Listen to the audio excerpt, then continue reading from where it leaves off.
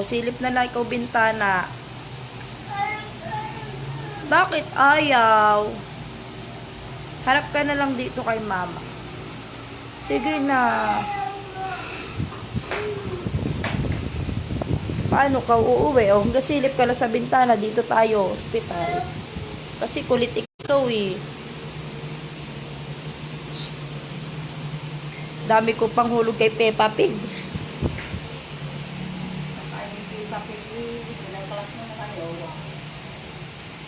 Uy, Teya. O, baka dumugo na naman yung dextrose mo. Sige. Patingin nga, baka tingnan nyo nga baka ay ipit, dudugo na naman yan. Tingnan natin din. Nawala na kanina. Ang tigas ng ulo eh. Nawala na kanina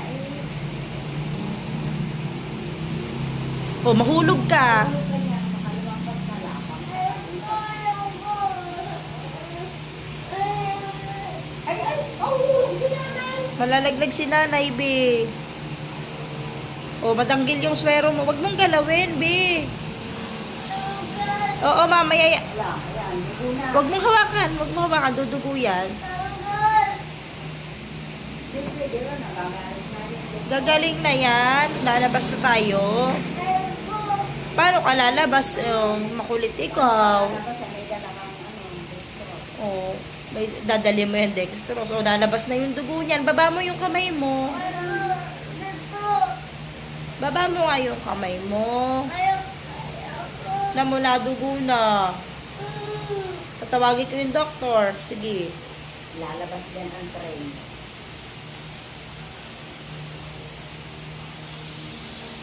O, huwag mong may kinukot-kot niya. Bakit? Di pwede pa po laban. Hindi po. Tatawagin ko yung doktor. Susumbong ko yan. Ulit ko lang bukas ulit yung kamay mo. Panibagong yan. Sige. Ibabahan mo yung kamay mo. Nadugo na naman. Ipababa nyo nga yung kamay na Ay, naku, nadugo na ang kulit ni Ateya.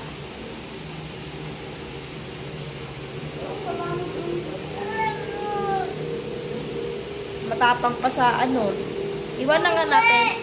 Hindi ka makakauwi hanggat hindi yan Wala pa nga si Papa eh.